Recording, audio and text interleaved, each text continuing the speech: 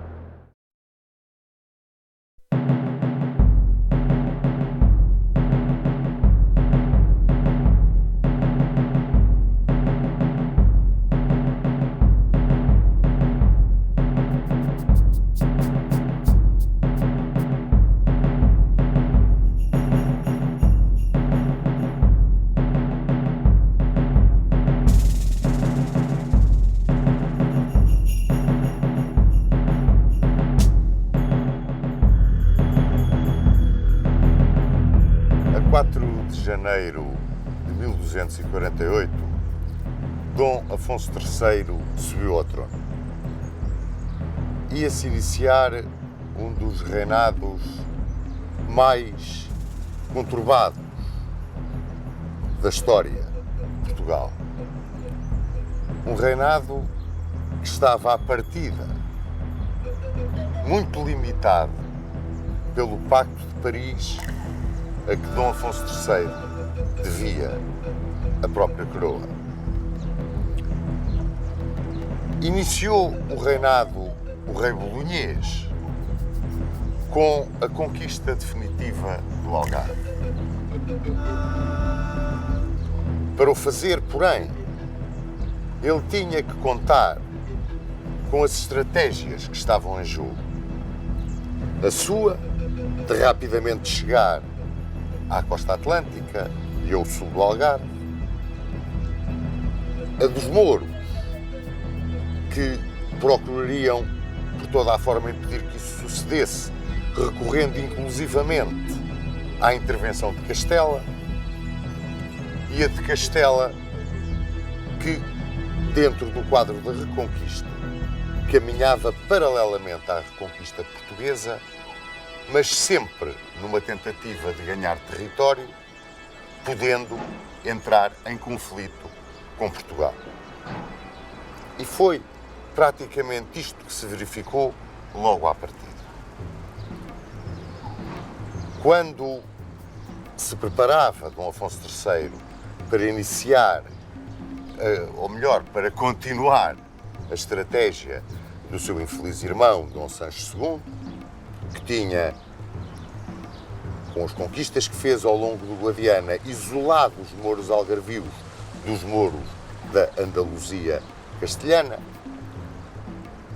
deparou-se Dom Afonso III com a reclamação que o infante de Castela, Dom Afonso, fazia sobre a província do Algarve. Dizia ele que os seus direitos sobre a província eram invioláveis e que esses direitos assentavam em antigos tratados, em vassalagens prestadas a Castela por Ibn Mafet, que era o vali dos mouros algarvios, e por terras que esses mouros tinham concedido, portanto, ao domínio castelhano. Dom Afonso III estudou bem o problema e adiantou-se a qualquer tentativa castelhana de vir em força reclamar aquilo que dizia ser. Convém acrescentar que tudo isto, sobretudo a posição assumida pelo infante castelhano, assentava num certo ajuste de contas que o infante Afonso de Castela queria ter com o rei português. E isto muito motivado pela derrota de Afonso de Castela quando aqui veio a Portugal em socorro de Dom Sancho II durante a Guerra Civil. Ele nunca esqueceu essa derrota e queria ajustar as contas.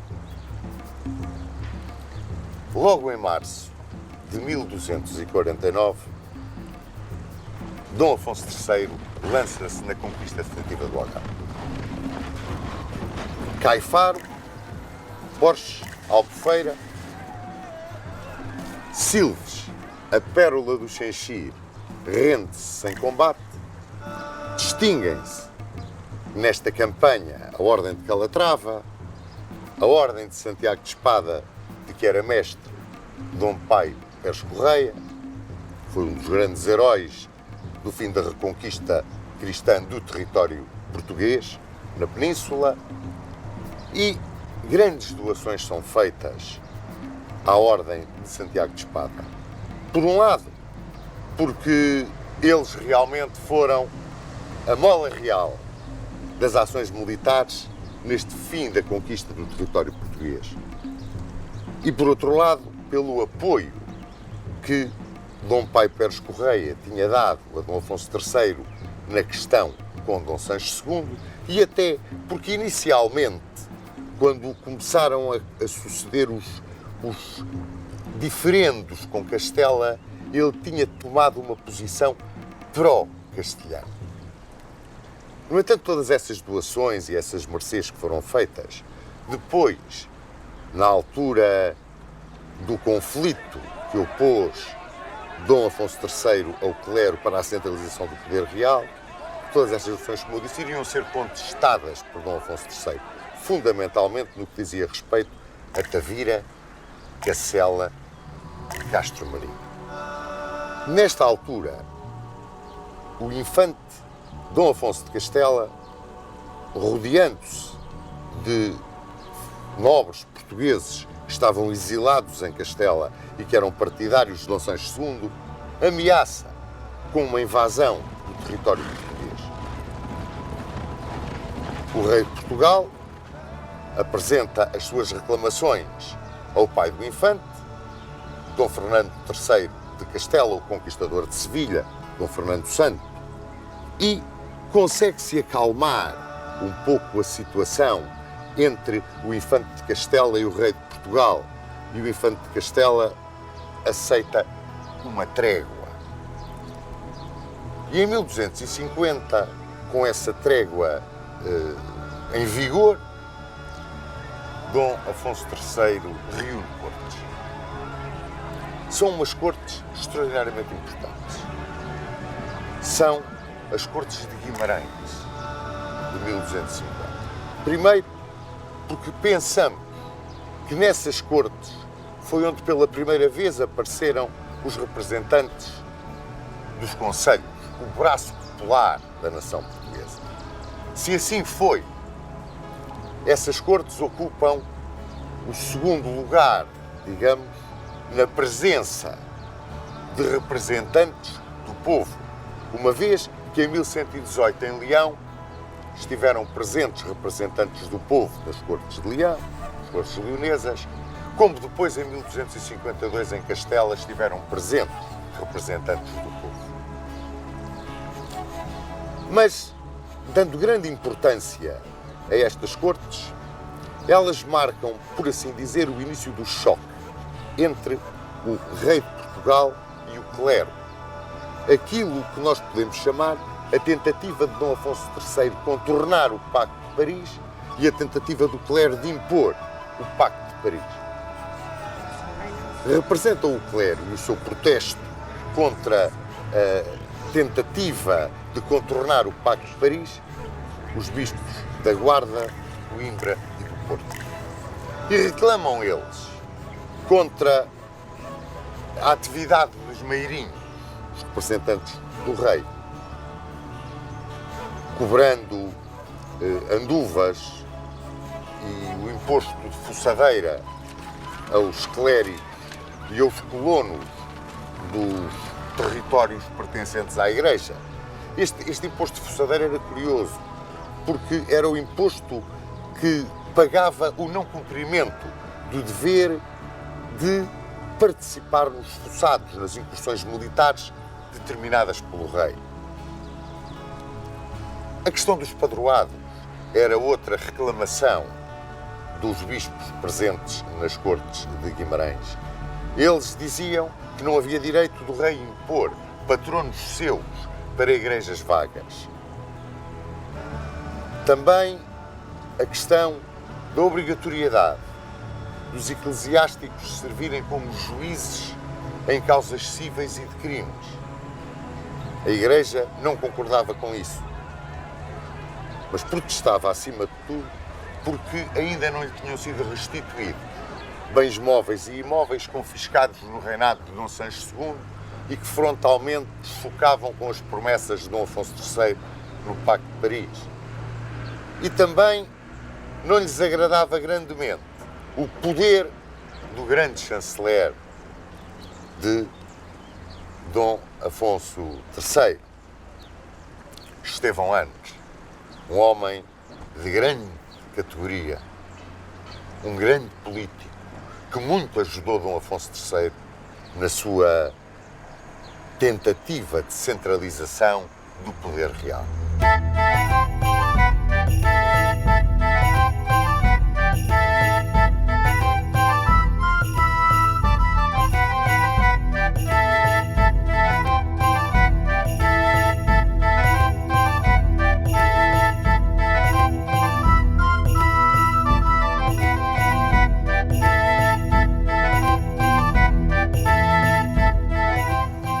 Dom Afonso III reagiu de forma violenta a todas estas reivindicações e protestos da Igreja. Abriu-se ali um conflito e eu penso que nesta altura Dom Afonso III começou a amadurecer a ideia de inquirir de onde é que tinham vindo os bens da Igreja e como. Ao cabo e ao resto, mais sabia ele. Mas talvez tenha nascido aqui a ideia de seguir a política paterna das inquirições. Em 1251, aproveitando este dissídio que aparecia entre o rei e a Igreja, esta fraqueza da posição régia, Afonso de Castela, agora Afonso X, por morte de seu pai, sentado no trono de Castela, foi um rei extraordinário dos castelhanos, tão grande que lhe deram o cognome do Sábio. Afonso, o Sábio, invade Portugal. E, em retaliação, Dom Afonso III invade a Andaluzia. Durante 1251 e 1252 trava-se uma guerra entre Portugal e Castela. E essa guerra não nos é favorável. Mas, em 1252, Afonso X abraça a ideia de passar a África em cruzado. O Papa apoia a ideia, aplaude-a, incentiva e atua como mediador entre Portugal e Castela para estabelecer a paz. E essa paz efetiva-se em Chaves em 1253. E essa paz de Chaves é uma paz muito importante. Põe fim ao conflito e nas suas cláusulas estão o casamento de Dom Afonso III com Dona Beatriz, filha de uma das amantes de Afonso X, Maria de Guilherme Guzmán. A Dona Beatriz era uma criança na altura. Ela tinha cerca de menos 40 anos do que o futuro marido. Mas mais, é que o primeiro filho desse casamento, quando tivesse 7 anos, herdaria o Algarve e as praças de Moura, Serpa, Arronches e Aracena, que tinham sido perdidos na guerra de 1251-1252. É claro, aquilo que Dom Afonso III tinha herdado do governo ou desgoverno de Dom Sancho II, o estado em que se encontrava o reino, sobretudo a posse de terras, dos bens entregues, por assim dizer, ao desbarato, à nobreza e ao clero, fundamentalmente, ao clero, tinham originado uma gravíssima crise económica e essa crise económica tinha-se refletido no disparar dos preços dos géneros de primeira necessidade, dos géneros alimentares. E Dom Afonso III estabelece a lei do tabelamento para acorrer a esse disparar do preço dos géneros e aplicou aqui a almotaçaria. Era um velho direito municipal que visava a fiscalização dos preços, da qualidade e do peso dos géneros e ainda a sua distribuição em tempos de crise. Mas foi mais longe. Proibiu a exportação de cereais e de metais preciosos. Há aqui uma nítida tentativa de reorganizar o reino e, sobretudo, de um apoio à classe mais desfavorecida, ao terceiro Estado, ao povo. No início, portanto, da sua grande atividade, foi uma atividade extraordinária de administrador, Dom Afonso III abriu a sua política de concessão de forais numa tentativa de agarrar à terra e povoar o reino nas partes que ainda estavam por povoar ou que tinham um povoamento muito débil. Mas toda esta política, neste ano de 1253, para além da lei do tabelamento, para além da sua tentativa de agarrar à terra através do povoamento, os portugueses combatiam e amanhavam a terra. Extraordinário. Combatiam e amanhavam. Era uma nação em armas, mas devotada também à tentativa de que a terra produzisse riqueza. É uma das grandes características da reconquista cristã no território português. É essa tentativa de que os defensores são ao mesmo tempo os lavradores. Portanto, eles olhavam para além da fronteira como para estranhos. Dentro do território, aquilo era seu. E o senhor rei era como pai que os protegia.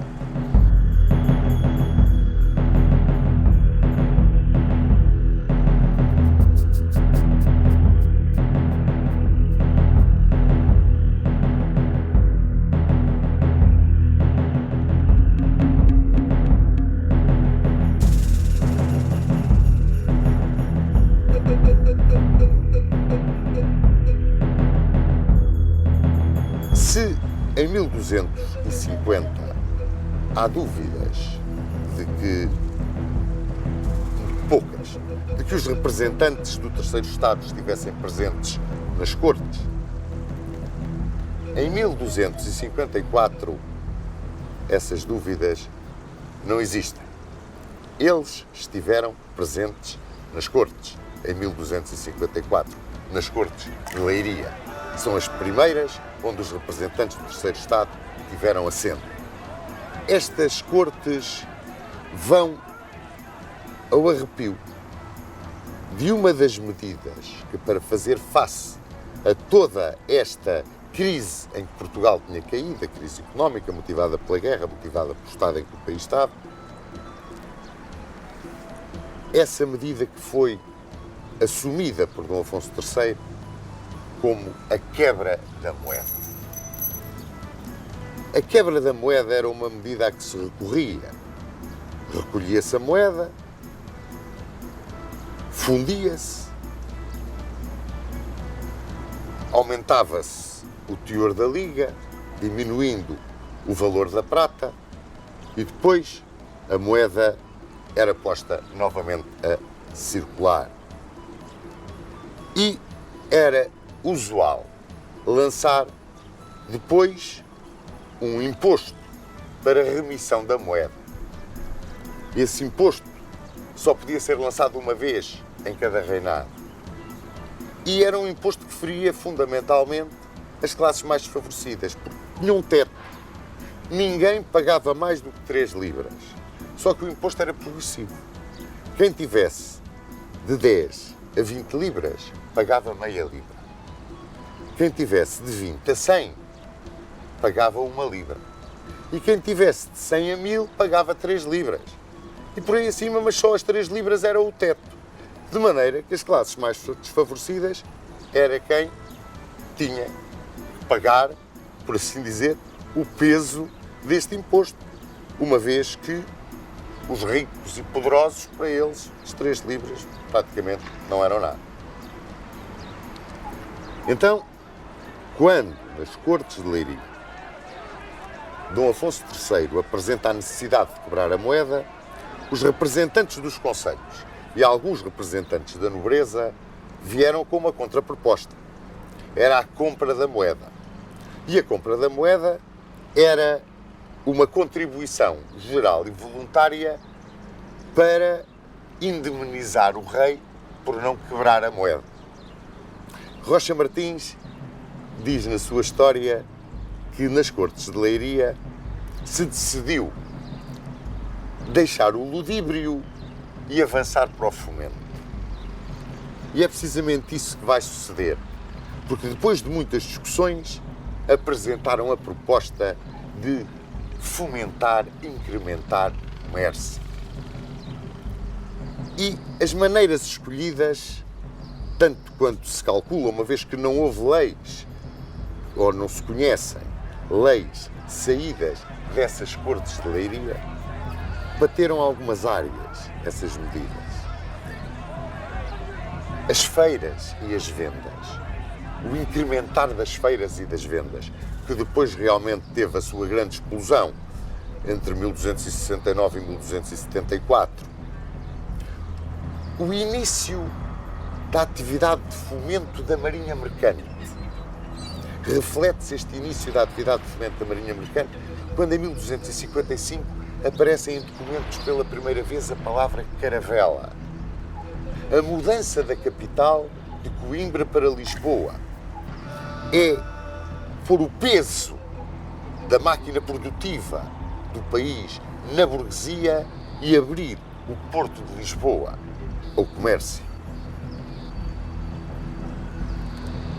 O problema da criação das vendas. As vendas de mercados que existiam nas cidades eram muito poucos e eram uma propriedade régia, pois o rei faz essa concessão.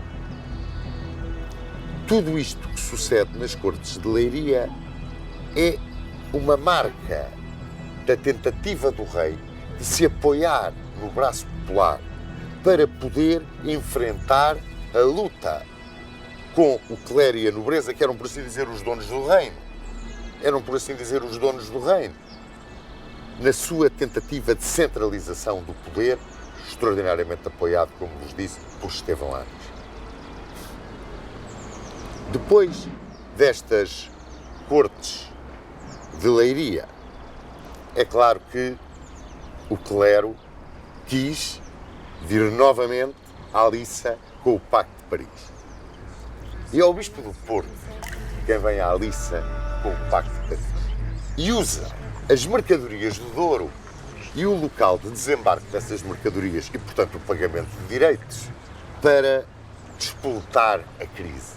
O Bispo do Porto queria que as mercadorias do Douro fossem desembarcadas na sua margem, na margem do Burgo, que ele era o senhor, e que aí se pagassem os direitos. E o rei não. O rei queria que se desembarcassem na outra margem, que era do rei, e aí se pagassem os direitos. E o povo e os burgueses do Porto tiveram aqui uma atitude inequívoca. Apoiaram completamente o rei e criaram grandes tumultos. Houve grandes desordens. E o rei e os barões que o apoiavam tiveram uma intervenção radical. Cercaram o Burgo, entraram no Porto, obrigaram ao pagamento de 6.500 libras para cobrir as despesas, os estragos causados por toda aquela arruaça e exigiram a entrega da chave do castelo. Isto significava tirar soberania ao prelado. Tirar-lhe a soberania ao prelado, Dom Julião era poderosíssimo. E o alcaide, que não quis quebrar o seu juramento de fidelidade ao bispo, foi pôr a chave em cima do altar da Sé, desafiando o rei e os seus barões a irem buscar a chave em cima do altar. Houve queixas ao Papa, o conflito agravou-se e em 1255, por um motivo que não tinha nada a ver diretamente com o Pacto de Paris, a Igreja pagou-se com Dom Afonso III. Isto porque em 1255 cumpriu-se o que estava acordado na Paz de Chaves. Dom Afonso III casa com Dona Beatriz, a filha bastarda de Afonso X. Dona Matilde de Bolonha, que era mulher de Dom Afonso III, ainda estava viva, estava em Bolonha. E foi ao Papa Alexandre IV suplicar pela prevalência do seu matrimónio. Era lógico. E o Papa não teve com meias medidas. Já com os ouvidos cheios das queixas que chegavam de Portugal, excomungou o rei e debitou o reino e encarregou o arcebispo de Compostela de impedir esse casamento. Entre outras razões, porque era bigamia e depois porque era um casamento contra a natura. A noiva era quase de 40 anos, como vos disse, mais jovem do que o noivo. Mas aqui, a capacidade diplomática de Dom Afonso III e daqueles do seu ciclo mais íntimo, do seu círculo mais íntimo, que o apoiavam, foi excepcional. Alegavam que a noiva ainda era muito jovem, que aquilo era quase um ato político, era quase um ato de sobrevivência do Estado perante a força de Castela. E levaram 4 anos a tratar deste assunto. Foram 4 anos que tiveram uma ótima conclusão para Dom Afonso III. Morreu Dona Matilde de Bolonha, que era viúva, como se lembram, de Filipe o Crespo, Condessa de Bolonha. E Dom Afonso III ficou livre para consumar o seu casamento com Dona Beatriz. Apresentaram-se todos os argumentos ao Papa, era agora Urbano IV, e Urbano IV levantou o interdito ao rei. Mas, logo a seguir, e é curioso como Dom Afonso III atua diplomaticamente e na política interna e na sua política externa, mesmo a de força. Ele procura manter um equilíbrio e, no momento certo, ou que ele julgava certo, atuar. E em 1258 lança as Inquirições. Faz Inquirições Gerais em que, acima de tudo, vai mandar investigar a legitimidade de bens da Igreja e da parte da nobreza que apoiava a Igreja. E isto porque em 1256 houve cortes em Guimarães também. E nessas cortes, Dom Afonso III atacou na direção da nobreza. E atacou em privilégios da nobreza, que a nobreza tinha em grande consideração, porque era até uma forma, um sinal exterior do seu poder. As comitivas que acompanhavam os fidalgos quando vinham à corte e a questão das aposentadorias. E Dom Afonso III apoiou mais uma vez o braço popular. Portanto, o ataque à Igreja, o ataque à nobreza, o apoio ao braço popular. E em 1258 lança estas inquirições. Bom, mas em 1261, reparem bem, ele reúne novamente cortes, as cortes de Coimbra. E nestas cortes de Coimbra consegue que lhe seja reconhecido o direito de lançar um imposto sobre os rendimentos. E vejam quem é que ele vai isentar do pagamento desse imposto. Os bispos, os cônegos, os mestres das ordens militares e os cavaleiros. Portanto, reparem este equilíbrio da sua política. É realmente extraordinário. Por isso, há quem lhe chame e quem o considere o primeiro monarca europeu. Em 1261, nasce Dom Dinis. Do casamento de Dom Afonso III com Dona Beatriz, tinha havido primeiro um menino que morreu em criança, morreu muito jovem, depois Dona Branca e depois Dom Dinis. Dom Dinis foi a grande herança que Dom Afonso III legou a Portugal. Um homem magnificamente preparado, quer pelo pai, quer por Aymeric de Braga, o sábio francês que foi o seu educador. Deles bebeu um sentido de Estado extraordinário, que me levam talvez a poder afirmar convictamente que o considero o primeiro grande estadista da história de Portugal.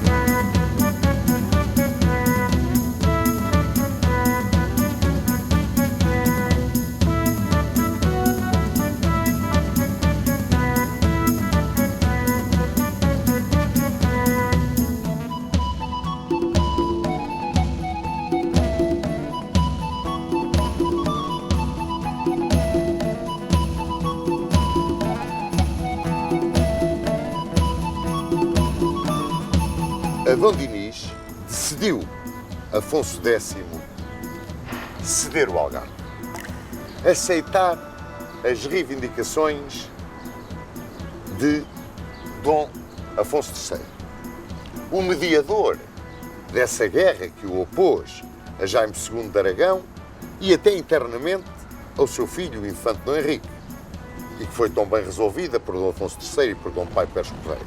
Mas a cedência do Algarve era feita segundo condições. Era sujeita, portanto, a condições que tornavam o Algarve num feudo do rei castelhano. Repara, só ele, Afonso X, podia distribuir terras e forais. E só ele, Afonso X, podia julgar as apelações dos magistrados, ou seja, detinha o poder supremo de resolver juridicamente as questões que surgissem no Algarve. Dom Afonso III aceitou e, pois, costuma dizer que remete teve ele. Mas internamente a situação complicou-se do seu ponto de vista económico. E complicou-se ao ponto de, desta vez, em 1263, Dom Afonso III ter mesmo de recorrer à quebra da moeda e quebrou-a em mais de um quarto do seu valor. E em 1265 completou essa medida de socorro à situação económica com o lançamento de um empréstimo geral, que acabou por ser um imposto extraordinário, porque nunca foi reembolsado. Os empréstimos eram reembolsados. Portanto, fazia-se o empréstimo, os contribuintes pagavam o empréstimo e depois eram reembolsados, e havia várias formas de fazer esse reembolso. Mas este empréstimo extraordinário, que afinal de contas, geral, que ele pediu, acabou por ser um imposto extraordinário. Em 1267, porém, clarificou-se muito a situação na Península. Afonso X quis novamente abraçar a ideia da cruzada em África. O Papa apoiou essa ideia e autorizou o levantamento das rendas eclesiásticas em Castela e em Portugal, isentando o rei de Portugal dessa medida se ele continuasse nas suas campanhas contra os mouros ou se juntasse à expedição de Afonso X ao norte da África. Dom Afonso III não estava em condições de o fazer, nem de combater os mouros, porque naquilo que era o território português eles já não eram um inimigo. E então enviou Dom Dinis, que tinha 6 anos para 7 anos, visitar o avô, Afonso X. E é extraordinário.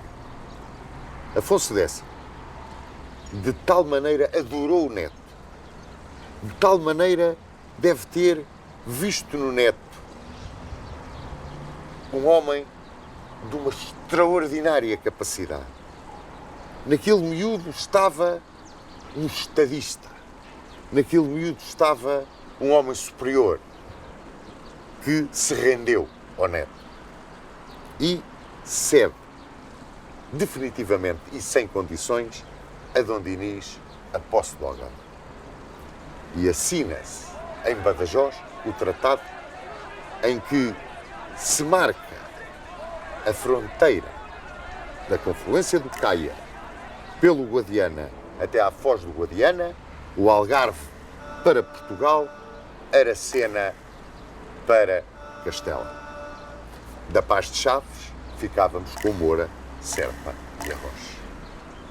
É realmente extraordinária, desde pequenino, a personalidade desta gigantesca figura da história de Portugal que foi Dom Dinis.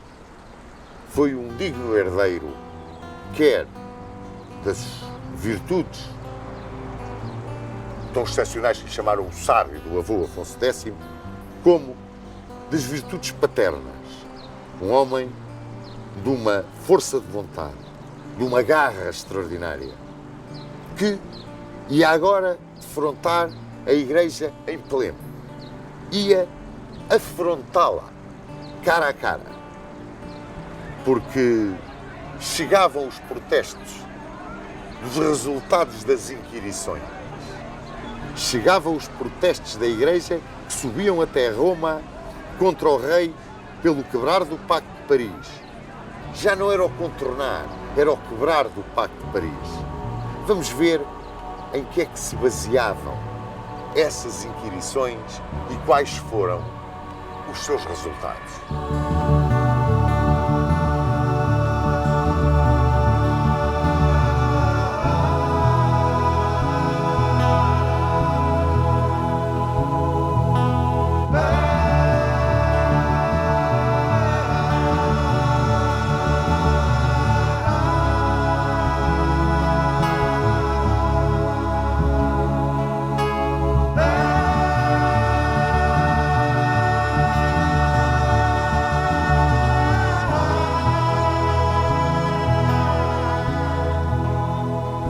Dom Afonso III utilizou os 12 últimos anos do seu reinado na implementação de uma política de fomento da riqueza, de centralização do poder real e de reorganização do aparelho do Estado.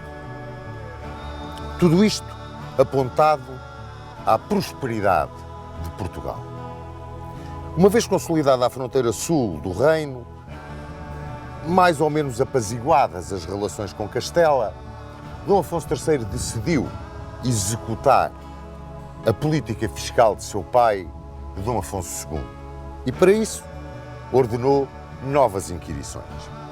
Melhor do que ninguém, ele sabia como os seus partidários, durante o tumultuoso tempo que antecedeu a deposição de Dom Sancho II, se tinham apropriado indevidamente dos bens dos vencidos. E desses seus partidários, fossem eles fidalgos, fossem eles membros do clero, de uma forma geral as pessoas gradas dos burgos, roubaram, por assim dizer, aquilo que pertencia aos partidários do rei deposto.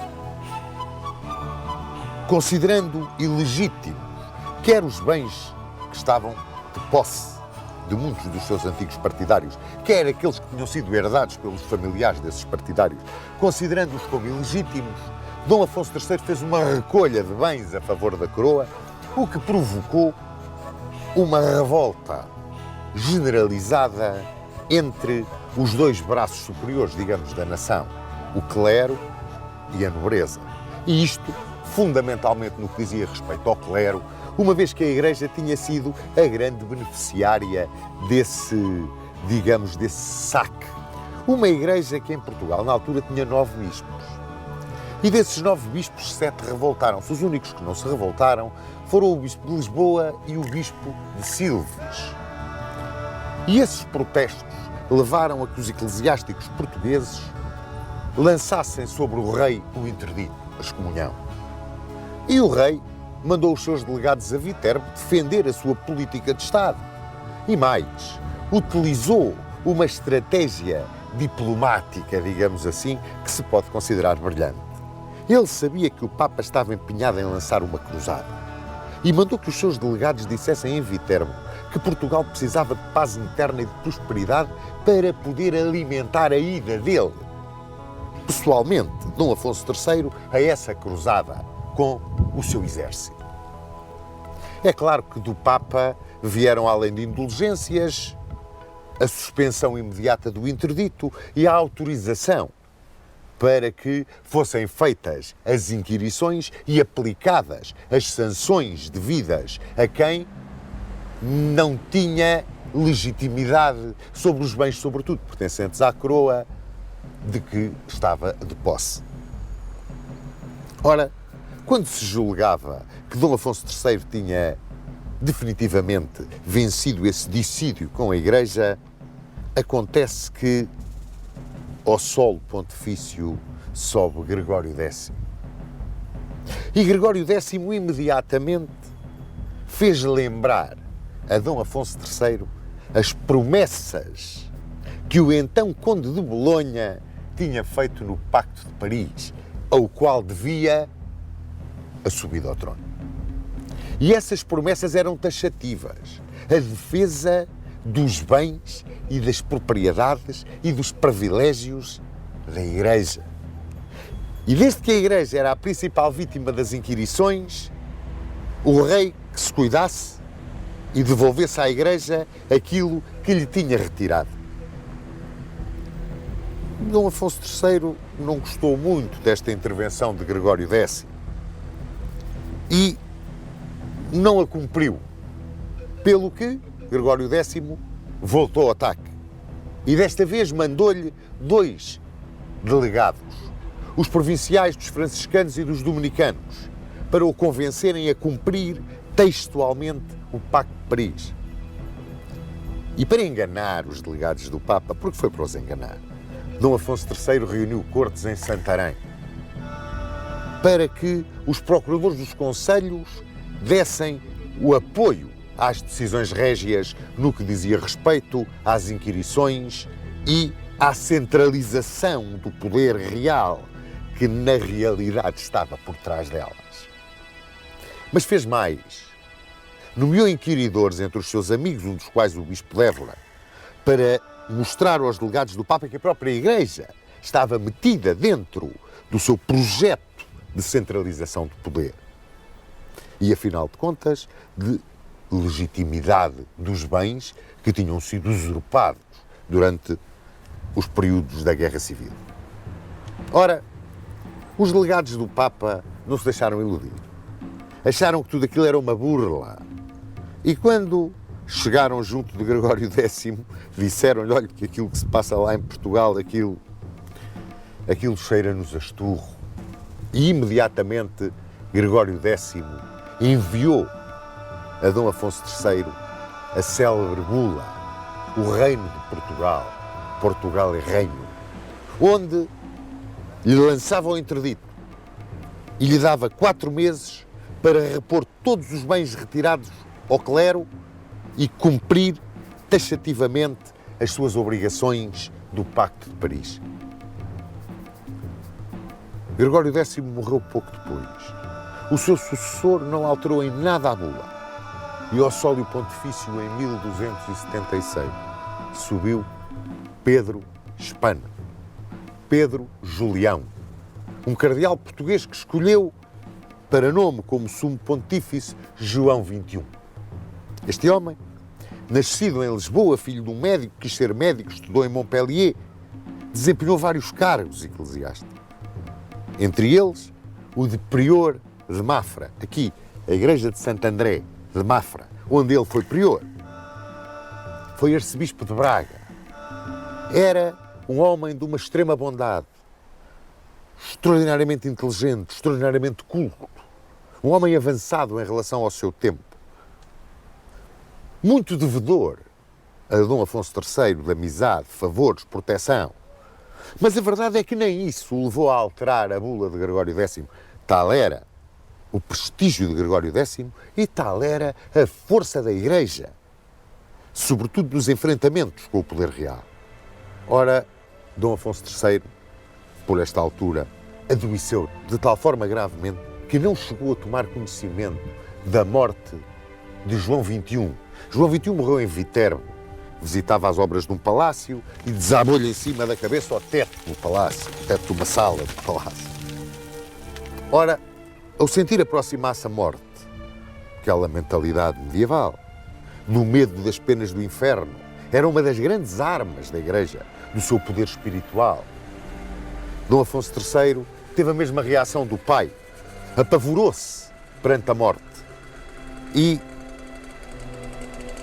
abdicou de todas as suas pretensões, de todas as suas estratégias, pode-se dizer, da materialização de todos os seus sonhos em favor do poder da Igreja. Foi uma vitória estrondosa da Igreja, de que o rei fez participar o seu herdeiro e sucessor, o futuro rei Dom Dinis. Morreu em 16 de fevereiro de 1279 e repousa no mosteiro de Alcobaça.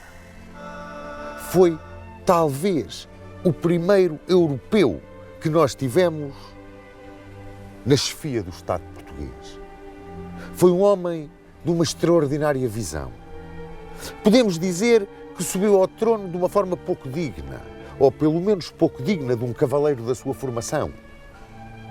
Acabou por ser um monarca de uma verticalidade e de uma força extraordinária no sentido da centralização do poder real, no sentido do fomento da riqueza, o comércio marítimo com a Flandres e a França, a educação, a própria agricultura, a reestruturação do exército, fundamentalmente da modernização de Portugal, que o aproximar dessa Europa de que Portugal se encontrava tão distante.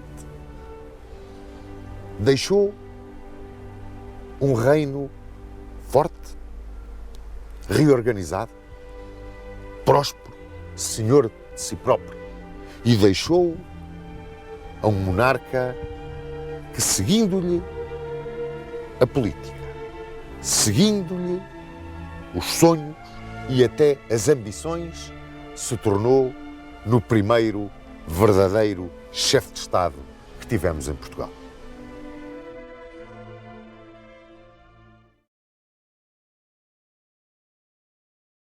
Muitos autores consideram Dom Afonso III o primeiro monarca moderno que houve em Portugal. e consideram isso pela influência que a cultura do centro da Europa teve durante a sua vivência no centro da Europa. Eu gostava que, sob este ponto de vista, o Sr. Dom Duarte nos desse a sua opinião, à luz da ideia da época que nós tínhamos, nós em Portugal, o rei pai de espada na mão, e aparece-nos agora Dom Afonso III. Era um homem culto, que tinha já uma visão, uma experiência de como é que funcionavam outros reinos na sua época. Certamente aprendeu com a experiência histórica de outras monarquias europeias e ao mesmo tempo é muito interessante que ainda hoje é o mito criador do Algarve atual. Se virmos bem no Algarve, há avenidas, ruas, monumentos, até vinhos da adega cooperativa com o nome de Dom Afonso III. Não é?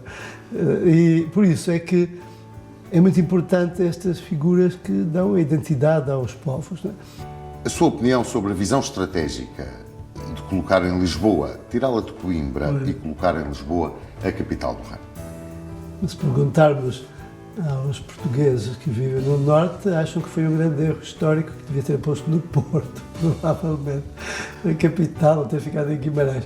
Mas é óbvio que Lisboa tem condições excepcionais, porque o grande porto natural, um porto fantástico, abrigado, enfim, a comunicação até com o Sul, a comunicação com o Algarve, a comunicação com a Espanha é muito mais fácil a partir de Lisboa. Por isso, nesse aspecto. E depois é uma cidade extremamente bem defendida. De facto, eu acho que Lisboa nunca foi conquistada. Dom Afonso Henriques conquistou e a partir daí ninguém mais a conquistou.